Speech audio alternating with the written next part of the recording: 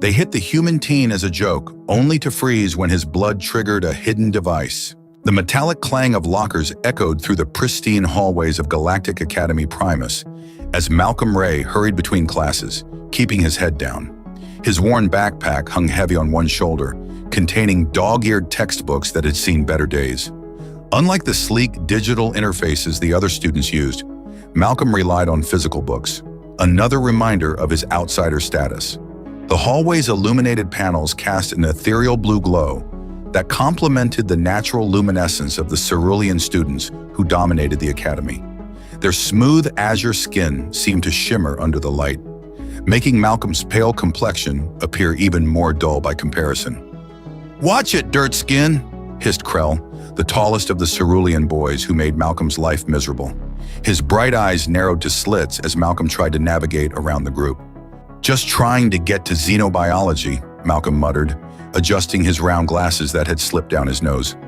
"Hear that? The human thinks he belongs in advanced classes?" Krell's friend Dorn snickered, his luminous eyes flashing with malice. "What's your species good for besides polluting perfectly good planets?" Malcolm clutched his textbook tighter. 6 months at the academy had taught him that engaging only made things worse. The prestigious Galactic Academy Primus accepted only one human student per cycle, a political gesture rather than a genuine embrace of diversity. The faculty pretended not to notice the bullying, treating it as natural social hierarchy establishment. "Maybe he's collecting research for when they finally quarantine his kind," another cerulean boy named Drex suggested, deliberately bumping Malcolm's shoulder hard enough to send his glasses askew. Malcolm steadied himself against the wall, fighting the urge to respond. His father's words echoed in his mind. "You're representing all of humanity there, son. Make us proud, but more importantly, make it through." The warning bell chimed, a melodic sound that sent students scurrying to their classrooms. Malcolm seized the opportunity to slip past the group, but Krell's long arm shot out, grabbing the hood of Malcolm's jacket. "Not so fast, dirt skin. We haven't finished our cultural exchange," Krell said, his voice dropping to a dangerous whisper. "I think it's time you learned about cerulean traditions." Malcolm's heart raced as the group surrounded him, their glowing eyes forming an intimidating circle in his peripheral vision. The second bell would ring soon, and the hallways would empty, leaving him alone with his tormentors. "I really need to get to class," Malcolm said, trying to keep his voice steady. "Education is important," Dorn agreed with mock seriousness, "and today's lesson is about restricted areas." Before Malcolm could react, Krell and Drex seized his arms while Dorn grabbed his backpack. They moved with surprising speed toward the maintenance elevator at the end of the corridor, an area clearly marked with warning symbols in multiple galactic languages. "That's a restricted zone," Malcolm protested, struggling against their grip. "We'll all get in trouble." "Only if someone reports it," Krell replied, his eyes gleaming with cruel amusement. "And who would believe a human over us?" The elevator doors slid open with a soft hiss. Malcolm's attempts to break free intensified as they dragged him inside. The panel inside contained symbols he didn't recognize, maintenance-level designations that weren't covered in student orientation. Dorn pressed his palm against a scanner, overriding the security with a small device he pulled from his pocket. "My father's on the maintenance board. They never change these codes." The elevator descended rapidly, causing Malcolm's stomach to lurch. When the doors opened, they revealed a dimly lit corridor with exposed conduits running along the ceiling. The air felt colder here, carrying a metallic tang that made Malcolm's nose wrinkle. "Perfect spot for a human to feel at home," Drex remarked, shoving Malcolm forward. "Dark and primitive, just like your species." Malcolm stumbled out of the elevator, trying to maintain his balance as the cerulean boys circled him like predators. The maintenance level stretched before them, a labyrinth of corridors housing the Academy's ancient systems. "I heard humans are surprisingly fragile," Krell said, his voice echoing in the empty space. "Let's test that theory." The first shove came from behind, sending Malcolm stumbling forward. The second push came from his right, then his left, a disorienting game of human pinball that ended with a powerful thrust from Krell that sent Malcolm flying into a dust-covered section of the maintenance area. Malcolm's face connected with the cold metal floor with a sickening crack. Pain exploded across his face as his nose broke, warm blood immediately flowing from his nostrils. His glasses skittered across the floor, landing several feet away. "Look! The dirt skin leaks red!" Drex exclaimed, a note of genuine surprise in his voice. Malcolm pushed himself up on his elbows, blood dripping onto the floor beneath him. A single drop landed on what appeared to be an ancient control panel, partially covered by years of accumulated dust. For a moment, nothing happened. Then a low hum began to emanate from the panel where his blood had fallen. The dust vibrated, then scattered as illuminated symbols appeared on the surface, glowing with increasing intensity. "What did you do?" Dorn demanded, taking a step back. Malcolm reached for his glasses, his vision blurry without them. "I didn't." The floor beneath them trembled as a section of the wall slid open, revealing a chamber that had clearly been sealed for decades, perhaps centuries. Inside stood a humanoid figure, its metallic body reflecting the dim emergency lights of the maintenance level. As it stepped forward, its eyes flickered to life, glowing red orbs that surveyed the scene with mechanical precision. The robot's gaze fixed on Malcolm, then on the blood still dripping from his nose. It raised one arm, pointing directly at him. "Human DNA recognized," it announced in a deep, resonant voice that seemed to vibrate through Malcolm's chest. "Primary protocol activated. Awaiting commands, Master." The Cerulean boys froze, their luminous eyes wide with shock and growing fear as the robot took another step forward, its metallic frame towering over them. "What is that thing?" Krell whispered, all his previous bravado evaporating. The robot's head swiveled toward him, red eyes intensifying. "Threat assessment initiated. Hostile entities detected in proximity to Master." Malcolm wiped blood from his face with his sleeve, staring in disbelief at the mechanical being that had just addressed him as Master. Before he could speak, the robot moved with startling speed, positioning itself between Malcolm and the Cerulean boys. "Please state your command regarding these hostiles, Master," the robot said, its metallic voice somehow conveying eagerness. Malcolm stared at the robot's glowing red eyes, his mind racing. The metallic guardian stood between him and his tormentors, its posture suggesting it was ready to strike at a moment's notice. The Cerulean boys had backed against the wall, their usual confidence replaced by naked fear. "Please restate command parameters regarding hostile entities," the robot prompted, its voice reverberating through the maintenance level. "Standard protocols suggest elimination of threats to human master." Malcolm's heart hammered in his chest. The power suddenly thrust upon him was intoxicating. The bullies who had tormented him for months were now trembling in fear. A dark voice in the back of his mind whispered how satisfying it would be to let them experience just a fraction of the humiliation they'd inflicted on him. But that wasn't who he was. That wasn't what humanity stood for. At least not the humanity his parents had taught him to represent. "Don't hurt them," Malcolm said firmly, wiping away the blood still trickling from his nose. "They're just students. Like me."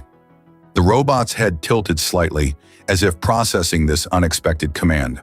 "Clarification required. Hostiles demonstrated clear intent to harm.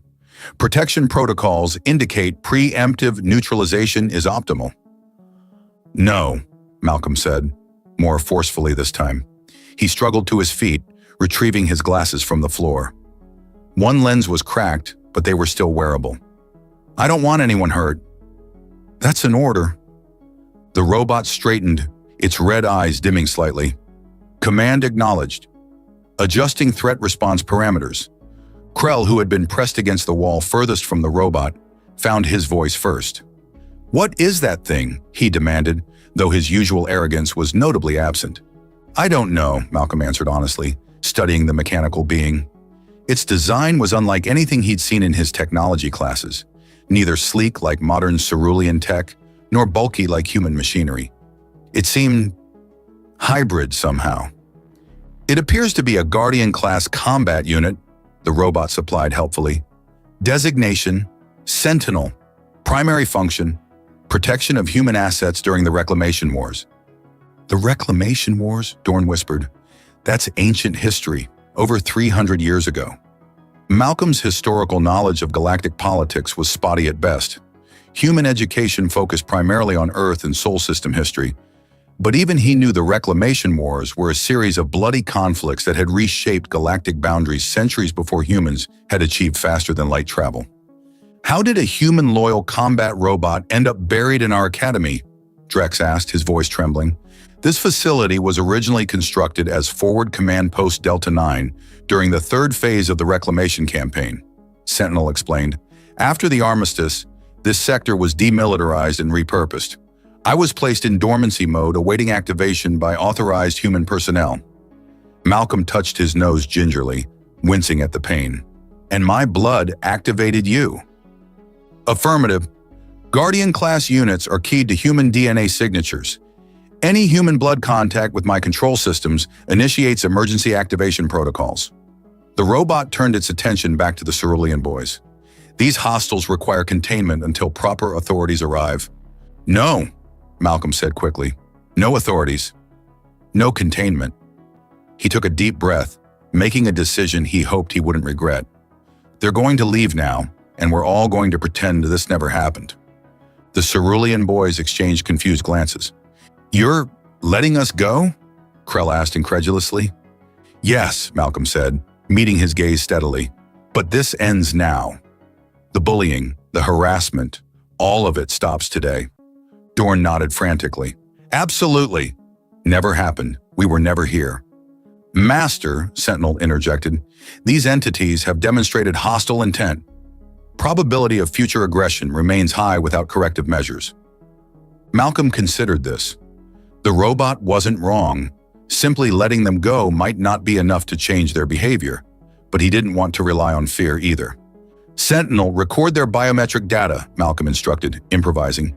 If they ever attempt to harm me again, you'll know. And then, he left the threat hanging, allowing their imaginations to fill in the blanks. The robot's eyes pulsed briefly. Biometric data recorded. Continuous monitoring enabled. The cerulean boys paled, their skin taking on a lighter shade of blue. We understand, Krell said, his voice uncharacteristically subdued. This never happened. We'll leave you alone. Good, Malcolm nodded. Now go. I need to figure out what to do with my new friend here. The three bullies didn't need to be told twice. They edged cautiously around Sentinel and bolted for the elevator, disappearing with a soft hiss of the closing doors.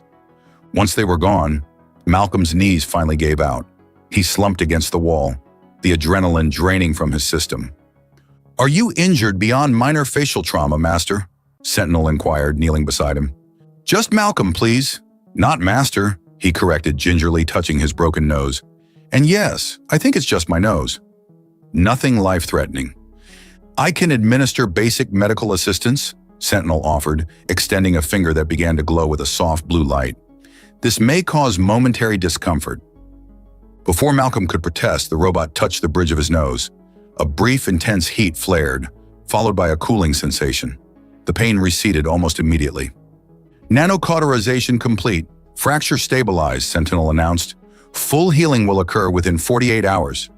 Thanks, Malcolm said, genuinely impressed. He stood up, surveying the ancient chamber from which Sentinel had emerged. So, what happens now? I am programmed to serve and protect my designated human operator, Sentinel replied. Your genetic signature has been registered as my primary authority. I await your instructions. Malcolm adjusted his cracked glasses, mind racing with possibilities. He had no idea how to explain a 300-year-old combat robot following him around the academy. Yet he couldn't help but feel that everything had changed, and perhaps for the better. First instruction, Malcolm said with newfound confidence. Help me understand exactly what you are and what you can do. Your species participated extensively in the Reclamation Wars, Sentinel stated as Malcolm examined the ancient chamber. Human combat units were instrumental in the final victory against the Void Dominion. Malcolm paused his exploration.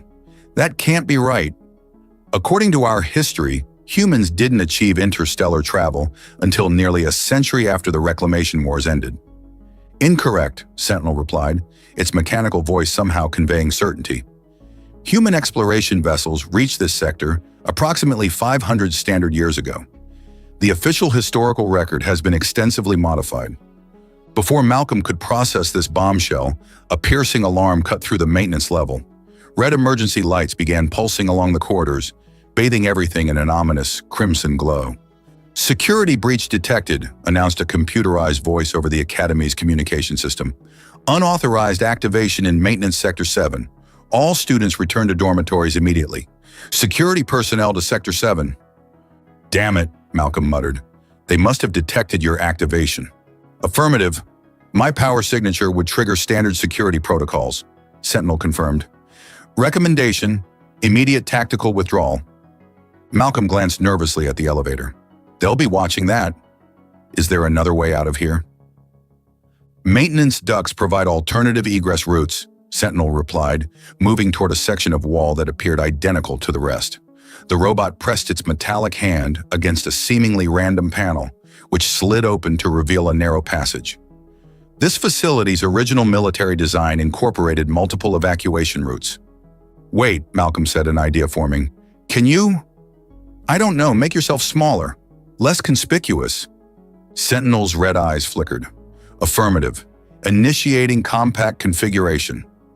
To Malcolm's amazement, the robot's form began to shift. Plates slid over one another, limbs folded inward, and within seconds the imposing combat unit had transformed into a metallic backpack roughly the size of Malcolm's own. Holy shit, Malcolm whispered, impressed despite the dire situation. That's convenient. This configuration was designed for covert operations, the backpack explained, its voice now quieter but still recognizable. Limited defensive capabilities remain active. Malcolm quickly removed his damaged backpack and slipped Sentinel onto his shoulders. The weight was surprisingly manageable, heavier than his regular pack, but not uncomfortably so. Let's go, he said, ducking into the maintenance duct. The passage was cramped but navigable, illuminated by dim emergency lighting strips along the floor. Malcolm crawled forward, guided by Sentinel's quiet directions through his newly acquired backpack. Security forces are converging on your previous location, Sentinel informed him. Estimated time until they discover the maintenance duct. 3 minutes. Great, Malcolm muttered. Where does this lead? There are multiple exit points. Nearest viable exit emerges in the botanical laboratory storage area. Malcolm quickened his pace, wincing as his knees scraped against the metal flooring. After several minutes of uncomfortable crawling, he reached a grate that, according to Sentinel, would open into the Academy's botanical lab storage. Scanning for life forms, Sentinel announced quietly. One entity detected in target area. Malcolm froze. Security? Negative. Biometric signature indicates student classification. Species, Luminar. The Luminars were another humanoid species at the Academy, distinguished by their silver hair and remarkable eyes that shifted colors with their emotions.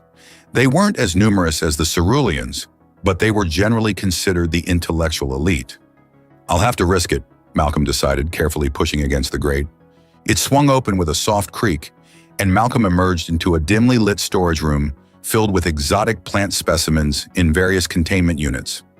As he straightened up, dusting himself off, a soft voice spoke from the shadows. I was wondering when you'd arrive. Malcolm spun around to find himself face to face with a Luminar girl. Her silver hair cascaded down her shoulders like liquid moonlight, and her eyes, currently a curious violet, studied him with undisguised interest. She was leaning against a storage unit, arms crossed over her chest, wearing the distinctive silver-trimmed uniform of the Academy's Science Division. You were expecting me? Malcolm asked, immediately on guard. Not you specifically, she replied with a slight smile. But something interesting was bound to emerge from that maintenance duct eventually. The energy spike in the lower levels was too significant to ignore. Malcolm adjusted his cracked glasses nervously. I don't know what you're talking about. I was just exploring. The girl's eyes shifted to a knowing blue. With a Guardian-class combat unit disguised as a backpack? That's quite the exploration equipment. Malcolm's blood ran cold. How did you… Luminar eyes see more than visible light, she explained, pushing off from the storage unit and approaching him. Your backpack is radiating energy signatures that haven't been detected in this sector for centuries. She extended a slender hand. I'm Laika, by the way, xenoarchaeology specialist. Malcolm hesitated before shaking her hand. Malcolm Ray. I know who you are, Laika said, the human scholarship student. Quite the achievement, getting accepted here. Before Malcolm could respond, the Academy's announcement system crackled to life again. Attention all personnel, security lockdown initiated. All students must report to designated assembly areas for identification verification. Repeat, Security lockdown initiated. Laika's eyes shifted to an alarmed Amber. They're doing a full head count. If you're not at the assembly area, they'll know it was me in the maintenance level, Malcolm finished grimly. You need help, Laika stated matter-of-factly, and I need access to that Guardian unit. I believe we can assist each other. Malcolm narrowed his eyes. Why would you help me? Because whatever activated that Guardian is historically significant, she replied, and because I've spent 3 years studying the reclamation wars, only to hit classified barriers at every turn. Your new friend might have answers I've been seeking. Before Malcolm could decide whether to trust her, the storage room door slid open. Both teens froze as a male cerulean with a rebellious undercut and non-regulation silver earrings slipped inside, quickly closing the door behind him. There you are, Laika, the newcomer said before noticing Malcolm. His glowing eyes widened in surprise. And the human? What's he doing here? Perfect timing, Taryn, Laika said. We need your expertise in avoiding security protocols. Taryn's expression shifted from surprise to intrigue. Does this have something to do with the alarm? The professors are losing their minds up there. It has everything to do with it, Laika confirmed. Malcolm here has accidentally awakened something from the Reclamation Wars era. Taryn's eyes darted to Malcolm's backpack, narrowing suspiciously. That's not your usual pack. Observant, Sentinel commented dryly, causing Taryn to jump back in shock. Holy void! It talked. Keep your voice down, Laika hissed. Yes, it talks, and if security finds it, we'll all be in serious trouble. Taryn ran a hand through his styled blue hair, his initial shock giving way to a mischievous grin. Well, this is the most interesting thing to happen at this stuffy academy in years. He extended a hand to Malcolm. Taryn Drex, professional troublemaker and security system expert. Malcolm blinked in surprise. Drex? Like dash quote. The idiot who helped bully you? That's my cousin, Taryn clarified with a grimace. We don't exactly see eye to eye on social matters or anything else. We need to get Malcolm to the assembly without security noticing his unusual backpack, Laika explained. Any ideas? Taryn's grin widened. Oh, I've got plenty. But first, he turned to Malcolm with newfound respect. You've got to tell me how a human scholarship student managed to trigger a security lockdown on his first semester. I think we're going to get along just fine. The key to getting past security, Taryn explained as he led Malcolm and Laika through a narrow service corridor, is to act like you belong exactly where you are. Malcolm adjusted Sentinel on his shoulders, still marveling at how seamlessly the combat robot had transformed into a backpack. That's easier for you two than for me. I'm the only human in the entire academy, which is precisely why we're using that to our advantage, Laika replied, her silver hair catching the dim emergency lighting. Security will be looking for someone trying to hide, not someone walking confidently in plain sight. Taryn stopped at a junction, checking his wrist device. Assembly is in the main atrium. We need to get there in the next 5 minutes or we'll be flagged as suspicious. I can create a localized electromagnetic disruption, Sentinel offered quietly from its backpack form. It would temporarily disable security sensors in our vicinity. No, Malcolm decided. That would just draw more attention. We need to blend in, not stand out further. They reached a maintenance door that would lead them to a corridor near the atrium. Taryn pressed his palm against the access panel, then frowned when it flashed red. They've locked down all auxiliary access points, he muttered. Plan B it is. Which is? Malcolm asked nervously. Taryn grinned. We walk right through the main entrance like we have nothing to hide. Before Malcolm could protest, Taryn pushed open an emergency exit door, triggering a brief alarm that quickly silenced itself. They emerged into a crowded hallway where students were streaming toward the atrium, supervised by stern-faced security officers. Just act natural, Laika whispered, falling into step beside Malcolm, and let me do the talking if anyone questions us. They joined the flow of students, Malcolm keeping his head down while trying not to appear suspicious. He could feel curious glances from other students. The human was always an object of interest, even without the current circumstances. As they approached the atrium entrance, Malcolm noticed a security checkpoint had been established. Officers were scanning student IDs and conducting random bag inspections. This could be a problem, Malcolm murmured. Relax, Terran said under his breath. Security Chief Morax is my father's drinking buddy. Watch and learn. As they reached the checkpoint, a burly cerulean security officer with a prominent facial scar raised his hand to stop them. IDs, he demanded gruffly. Terran stepped forward with an easy smile. Officer Morax, how's the shoulder? Dad mentioned you injured it during your last hunting trip. The officer's stern expression softened slightly. Better, young Drex. Your father's regenerative tonic worked wonders. His eyes shifted to Malcolm. The human needs a bag check. Malcolm's heart raced as Sentinel tensed against his back. He could feel the subtle shift in weight as the robot prepared for potential action. Actually, Laika interjected smoothly, her eyes shifting to a persuasive gold, we're late for presenting our xenobiology project. Professor Thalax specifically requested Malcolm's Earth specimens for the demonstration. Officer Morax hesitated, his gaze moving between the three students. It's about human blood properties, Laika continued, nodding toward Malcolm's face where traces of his earlier nosebleed were still visible. Quite fascinating research, really. Did you know human hemoglobin has unique binding properties that— Spare me the scientific lecture, Morax interrupted, waving them through with a dismissive gesture. Just make sure you report to your assembly point immediately after.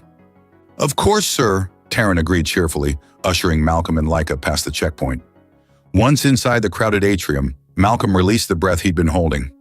That was too close. Luminar persuasion techniques, Laika explained with a slight smile. Our eye color shifts can subtly influence other species' decision-making processes. Handy trick, Malcolm remarked, impressed. They made their way to the student assembly area, where Academy officials were conducting the head count. Malcolm noticed Dean Pravis, the Academy's imposing cerulean administrator, overseeing the process with cold efficiency. Human student called out an administrative assistant. Report to verification station 3. Malcolm approached the designated station, trying to appear calm despite his racing heart. The verification officer, a thin cerulean with data implants visible along his temples, scanned Malcolm's ID chip. Malcolm Ray, the officer read from his display. Human, scholarship recipient. His eyes narrowed as he studied the screen. Interesting. Is there a problem? Malcolm asked, striving to keep his voice steady. Your admission file has a security classification I've never seen before, the officer said, more to himself than to Malcolm. Priority designation Alpha 7, authorized directly by the Galactic Education Council. He looked up at Malcolm with newfound curiosity. Why would a human student warrant such high-level clearance? Before Malcolm could formulate a response, Dean Pravis appeared behind the officer, his towering figure casting a shadow over the verification station. Is there an issue, Officer Len? The dean inquired, his deep voice resonating with authority. The officer straightened immediately. Dean Pravis, sir. I was just noting some unusual security classifications in the human's file. The dean's glowing eyes fixed on Malcolm with an intensity that made him want to shrink away. The human's admission was handled through special channels. His genetic profile met certain requirements for our diversity initiative. Of course, sir, Officer Len replied, though his expression suggested confusion. You may proceed to your designated area, mister. Ray, Dean Pravis instructed Malcolm, though I would be interested in discussing your experiences at our academy thus far. Perhaps you could visit my office tomorrow after your classes. Yes, sir, Malcolm agreed, unable to refuse the thinly veiled command. As he rejoined Laika and Terran at their assembly point, Sentinel spoke quietly against his ear. Caution advised that administrator's biometric readings indicate deception. The dean wants to see me tomorrow, Malcolm whispered to his new allies. He knows something's up. That's not good, Terran muttered. Pravis has a reputation for being ruthlessly efficient at rooting out troublemakers. We need more information before you meet with him, Laika decided. Sentinel, what can you tell us about this facility's original purpose? This installation was constructed as Forward Command Post Delta 9 during the third phase of the Reclamation campaign. Sentinel repeated its earlier explanation. However, there is additional classified data that may be relevant to your current situation. Such as, Malcolm prompted, this facility contains multiple sealed chambers housing advanced human military technology and historical archives, Sentinel revealed. The Academy structure was deliberately built around the original installation to monitor and potentially access these sealed areas. Laika's eyes widened, shifting to an excited teal. I knew it! The architectural anomalies I've been mapping, they're not design flaws, they're deliberate concealment of the original structure. But why would they build an academy on top of a human military base? Malcolm wondered. Control, Terran suggested. Keep the site under observation while training the next generation of galactic leaders who have no idea what's beneath their feet. The question is, Laika said, her voice dropping to ensure only their small group could hear, what exactly are they hiding down there that's so important? And why did they specifically select a human student with the right genetic profile to attend this academy? Malcolm felt a chill run down his spine as the implications became clear. They wanted human DNA on campus. They've been waiting for someone like me to accidentally activate something. Which means, Terran concluded grimly, your enrollment wasn't an act of inclusive education policy. It was a deliberate plan to use you, Laika finished. The assembly concluded with Dean Pravis announcing that security measures would remain elevated until the source of the disturbance was identified. As students filtered out of the atrium, Malcolm and his new allies huddled in a quiet corner to plan their next move. We need to access those sealed chambers before your meeting with the dean tomorrow, Laika insisted, her eyes shifting to a determined amber. Whatever they're hiding could explain why they brought you here. Security's conducting room-by-room searches, Terran warned, checking his wrist device. They've already covered the East Wing and are moving systematically through the academy. Malcolm felt Sentinel shift slightly against his back. Sentinel, can you guide us to one of these sealed chambers without triggering more security alerts? Affirmative, the robot replied quietly. Nearest sealed chamber is located 3 levels below the Academy's library. Original access points were deliberately obscured during construction of the educational facility, but alternative routes exist. The library closes in an hour, Terran noted. If we time it right, we could slip in just before closing and find a way to stay hidden until everyone leaves. Then what? Malcolm asked. How do we access a sealed chamber that's been deliberately hidden for centuries? Laika's lips curved into a confident smile. That's where I come in. I've been mapping structural anomalies throughout the Academy for my xenoarchaeology project. One of the most significant inconsistencies is beneath the library's rare manuscript section. And no one's noticed this before? Malcolm asked skeptically. The Luminars have always had a special relationship with knowledge, Laika explained. My people are given unusual latitude in research pursuits. The administrators likely assumed my interest was purely academic. A security announcement echoed through the corridors. Attention all personnel. Room inspections will continue through the night cycle. Please comply with security officers when they reach your section. We need to move, Terran urged. They'll reach the dormitory soon, and if we're not in our rooms... I have a more immediate concern, Malcolm said, gesturing discreetly toward a security officer approaching their position with a handheld scanner. That device might detect Sentinel. Without hesitation, Laika stepped closer to Malcolm, eliminating the space between them. Put your arm around me, she whispered, her eyes shifting to a playful violet. Public displays of affection make people uncomfortable. They'll look away. Malcolm awkwardly complied, his face flushing as Laika pressed against him. Her silver hair carried a subtle floral scent that momentarily distracted him from their predicament. Relax, she murmured against his ear, sending an unexpected shiver down his spine. You look like you're being tortured. Sorry, Malcolm mumbled, forcing himself to appear more natural. Not much practice with this sort of thing. Terran rolled his eyes but positioned himself to block the security officer's direct view of Malcolm's backpack. You two make a surprisingly convincing couple. The forbidden human Luminar romance. Quite the scandal. The security officer approached, his scanner sweeping methodically. When he noticed Malcolm and Laika's intimate posture, his glowing eyes widened slightly before he deliberately averted his gaze and hurried past them. Told you, Laika said with a triumphant smile, stepping back once the officer was safely distant. Cultural taboos can be useful tools. Is cross-species dating really that scandalous? Malcolm asked, still feeling the warmth where Laika had pressed against him. Not scandalous, Terran clarified. Just rare enough to make people uncomfortable, especially with humans, since you're still considered galactic newcomers. We should separate until library closing, Laika suggested. Taryn, can you create a diversion to draw security away from the library wing around closing time? Taryn's face lit up with mischievous delight. I thought you'd never ask. I've been saving a particularly elegant chaos algorithm for a special occasion. Nothing dangerous, Malcolm insisted. We don't want anyone getting hurt. Please, Taryn scoffed.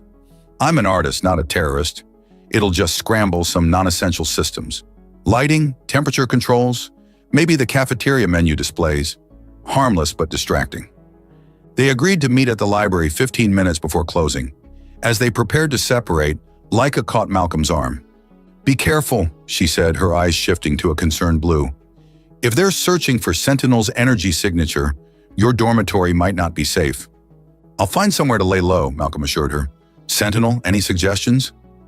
The botanical laboratory contains sufficient organic material to mask my energy emissions, Sentinel offered. Additionally, the irrigation systems would interfere with standard scanning protocols. Perfect, Malcolm nodded. I'll hide there until it's time. As they parted ways, Malcolm couldn't help but notice how quickly his life had transformed.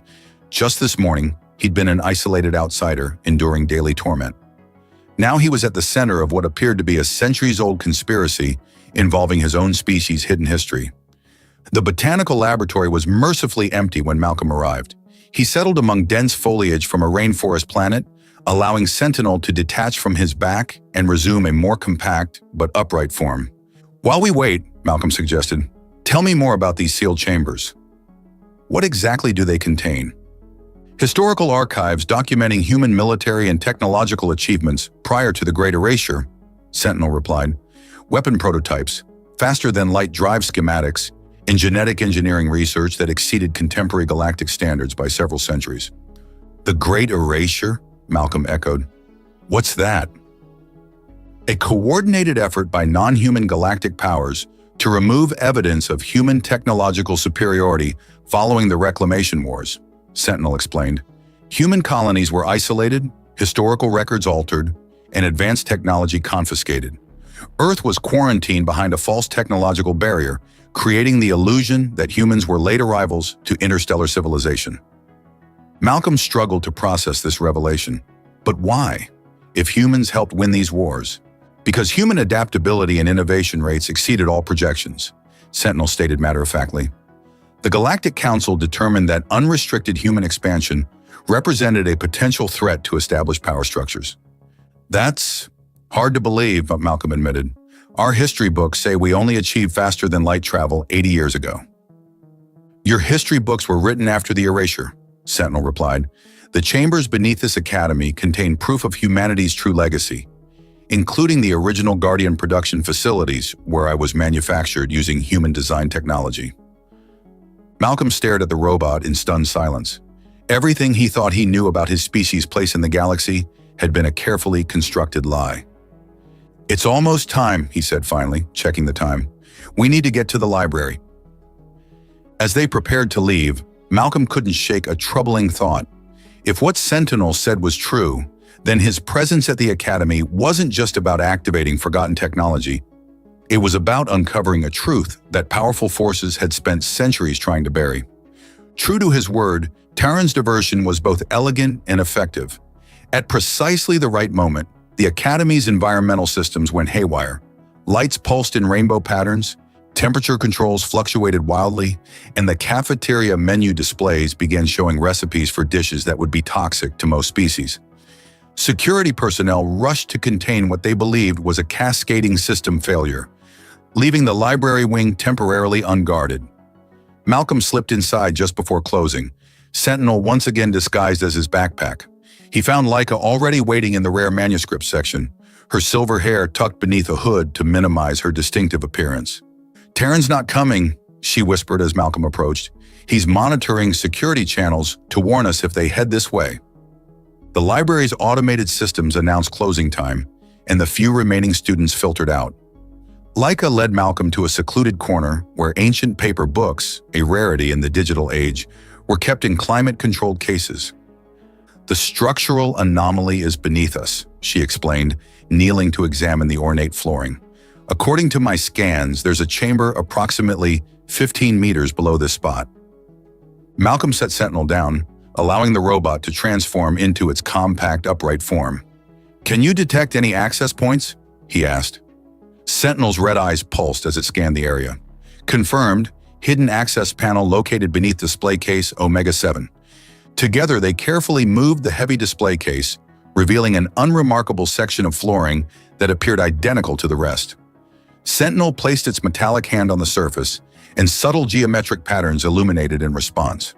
"Human-designed security system," the robot explained, "requires genetic authentication." Malcolm pressed his palm against the illuminated pattern as he had seen Sentinel do. Nothing happened.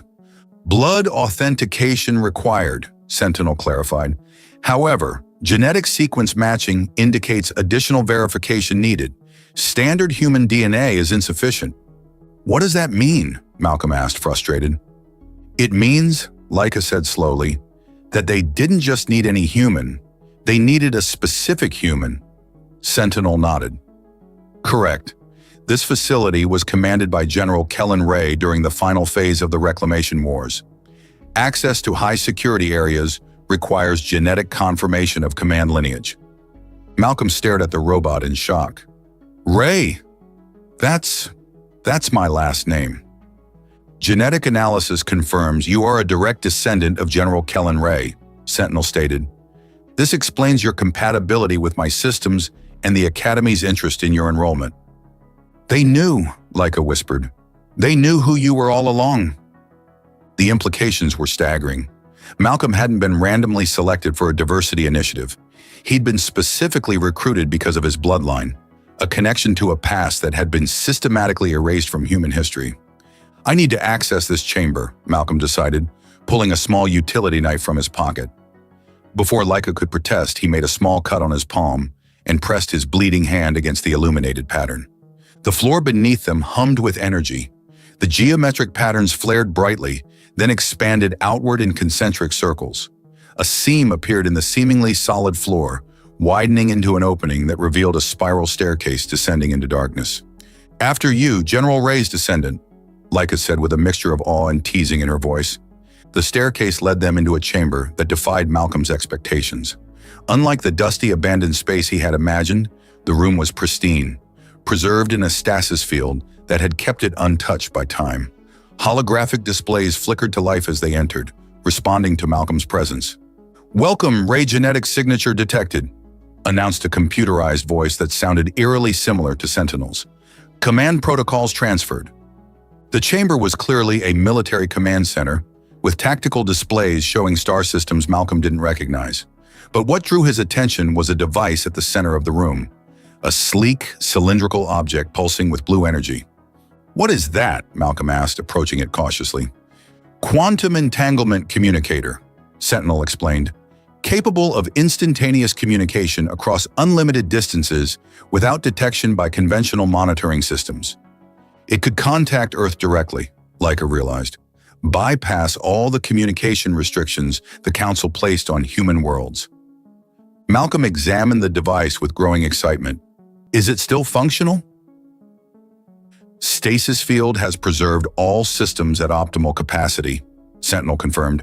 "Activation requires command authorization." Before Malcolm could respond, his communicator buzzed with an urgent message from Terran. "Security heading your way. Dean Pravis leading them. Get out now."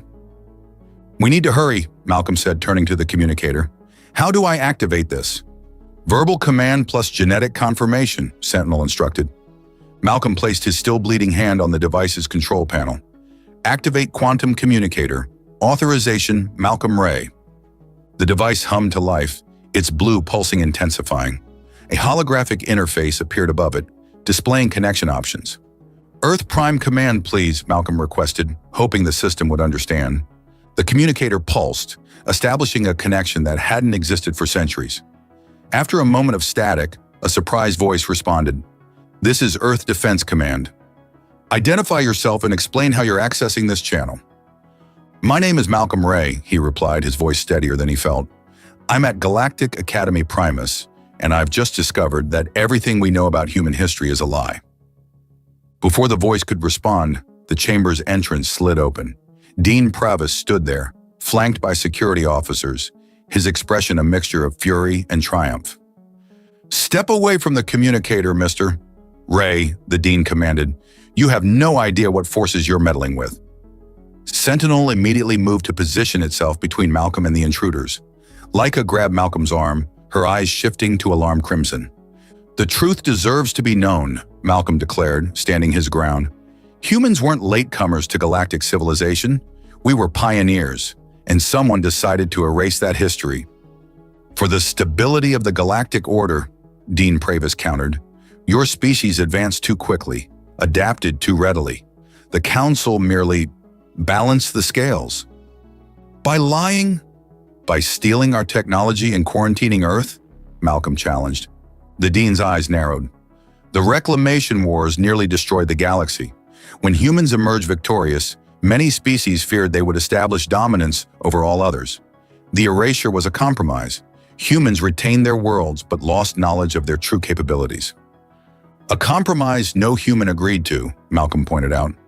"Perhaps," the Dean conceded, "but the alternative was genocide. Many Council species advocated for more permanent solutions to the human question." Malcolm glanced at the still active communicator. Earth Defense Command was listening to every word. "And now?" Malcolm asked. "What happens now that the truth is getting out?" Dean Pravis sighed. "That depends entirely on what you do next, Mr. Ray. Your ancestor faced a similar choice at the end of the wars. His decision shaped centuries of galactic politics." "What decision was that?" Malcolm asked, genuinely curious. "Whether to use human military superiority to dominate the galaxy," the Dean replied, "or to seek a peaceful coexistence, even at great cost." Malcolm looked at Sentinel, then at Laika, whose eyes had shifted to a thoughtful blue. The weight of history, his own family's history, pressed down on him as he considered his next move. Malcolm looked from the communicator to Dean Pravis, then to Laika, whose eyes had shifted to an encouraging gold. In that moment, he understood what made humans different. Not their technology or military prowess, but their capacity for compassion even in the face of injustice. "Earth Defense Command," Malcolm spoke into the communicator. "Are you still receiving?" "Affirmative," came the tense reply. "We're recording everything. Standing by for instructions." Malcolm took a deep breath. "I'm proposing an immediate diplomatic conference between Earth representatives and the Galactic Council. The subject, peaceful reintegration of humanity's true history and technological heritage into galactic society." Dean Pravis's eyes widened in surprise. "You're choosing diplomacy? After learning how your species was deceived?" "I'm choosing a better future over a bitter past," Malcolm replied firmly. "Revenge would just perpetuate the cycle of fear that led to the erasure in the first place." Before the Dean could respond, a series of alerts sounded throughout the chamber. Sentinel's eyes flashed brightly as it processed incoming data. "Guardian network activation detected," the robot announced. "All dormant units responding to perceived threat against primary human authority." Through the open doorway, Malcolm could hear commotion echoing through the academy, metallic footsteps and startled shouts. "What's happening?" he demanded. "The academy was built over a Guardian production facility," Sentinel explained. "When security forces threatened you, the dormant units interpreted it as an attack on their commanding officer. They are mobilizing to protect you." Terran suddenly appeared at the doorway, slipping past the distracted security officers. "Malcolm! There are robots everywhere. They're not attacking anyone, but they've formed a perimeter around the library and are refusing to let anyone leave or enter except me. Said I was on some approved allies list." "Sentinel added you to my protection detail," Malcolm explained. "How many Guardians are active?" "At least 30, Terran reported, eyeing the security forces nervously. "They're just standing guard, but everyone's freaking out." Malcolm turned back to Dean Pravis. "It seems we have a situation that could escalate quickly, or we could use it as an opportunity to start making things right." The Dean's authoritative demeanor faltered. "The Council will never agree to full disclosure. The power balance would shift too dramatically." "Then we negotiate a gradual transition," Malcolm countered. "Humanity doesn't want domination. We want recognition. Acknowledgement of our history and contributions." "The boy speaks wisdom beyond his years," came a new voice from the communicator. "This is Admiral Andrews, Earth Defense Command. Dean Pravis, I believe we have mutual interest in avoiding conflict." The Dean approached the communicator cautiously. "What do you propose, Admiral?" "A controlled revelation," Admiral Andrews suggested, "beginning with academic and historical truths, followed by phased technological reintegration with appropriate safeguards." Malcolm nodded enthusiastically. "Exactly. No species should dominate others. That's not what humanity stands for." "Bold words from the descendant of a war hero," Dean Pravis noted, though his tone had softened. "My ancestor chose peace when he could have chosen dominance," Malcolm replied. "I'm honoring that legacy." A tense silence filled the chamber as Dean Pravis considered his options. Finally, he signaled his security team to lower their weapons. "I will contact the council representatives," he conceded, "but I make no promises about their response." "That's all I ask," Malcolm said. "A chance for honest dialogue." As security forces withdrew to a respectful distance, Terran approached Malcolm with an impressed whistle. "Nicely done, Ray. You just rewrote galactic politics without firing a shot." "It's not resolved yet," Malcolm cautioned, though he couldn't help feeling a surge of pride. Laika moved closer, her eyes shifting to an admiring Violet. "That was remarkable," she murmured, her hand brushing against his. "Most species would have demanded retribution." "Humans are surprisingly forgiving," Malcolm replied with a small smile. "It's one of our better qualities." "Among many," she agreed, her fingers intertwining with his in a gesture that sent warmth spreading through his chest. Over the next few hours, the ancient command center became an impromptu diplomatic hub. Earth representatives connected via the quantum communicator, while Galactic Council members arrived in person, summoned by an increasingly cooperative Dean Pravis. The Guardian units remained on alert but non-aggressive, their presence a potent reminder of humanity's technological capabilities. Sentinels stood proudly at Malcolm's side, occasionally offering historical context that proved invaluable during negotiations. By morning, a framework agreement had been reached. A phased reintroduction of humanity's true history would begin immediately in educational institutions across the galaxy, starting with the Academy itself. Technological reintegration would follow under joint Human Council oversight to ensure no single species gained military advantage. As the formal proceedings concluded, Malcolm found himself standing with Laika and Terran in a quiet corner of the chamber. "So," Terran said, "what happens to us now?" "I'm pretty sure we broke about 50 Academy regulations last night." 67, Sentinel corrected helpfully. "However, given the diplomatic breakthrough achieved, disciplinary action appears unlikely." "I've been offered a position on the Historical Reconciliation Committee," Laika revealed, her eyes shimmering with excitement. "They need luminar perception abilities to verify the authenticity of recovered human artifacts." "And you?" she asked Malcolm, moving closer until he could detect the subtle floral scent of her hair. "Earth Defense Command wants me to serve as a liaison between human and council educational systems," he replied. "Apparently being a Ray comes with certain expectations now." "You'll be brilliant," Laika assured him, her eyes shifting to a warm, intimate purple that made Malcolm's heart race. "You already changed the galaxy once. Imagine what you'll do next." "I couldn't have done it without you," Malcolm said sincerely. "Both of you," he added, including Terran in his grateful gaze. "Don't get sentimental on me, human," Terran groaned, though his glowing eyes betrayed his affection. "But if you're ever assembling a team to uncover more buried secrets, count me in." "I believe that is statistically probable," Sentinel interjected. "There are 17 additional human military installations documented in my database that remain unaccounted for in current galactic records." Malcolm laughed, feeling lighter than he had since arriving at the Academy. "One galaxy-changing revelation at a time, please." As the chamber buzzed with activity around them, Laika took Malcolm's hand again. "I've been researching human customs," she said with a mischievous smile. "There's one I'm particularly interested in exploring further." "Which is?" Malcolm asked, suddenly very aware of how close she was standing. "I believe it's called dating," she replied, her eyes shifting to the deepest violet he'd yet seen. "Would you be willing to participate in this cultural exchange?" Malcolm felt his face flush, but managed a confident smile that would have shocked his former self. "For scientific purposes, of course." Of course, she agreed with a knowing smile. 3 months later, Malcolm stood at the academy's main entrance, watching as new students arrived for orientation.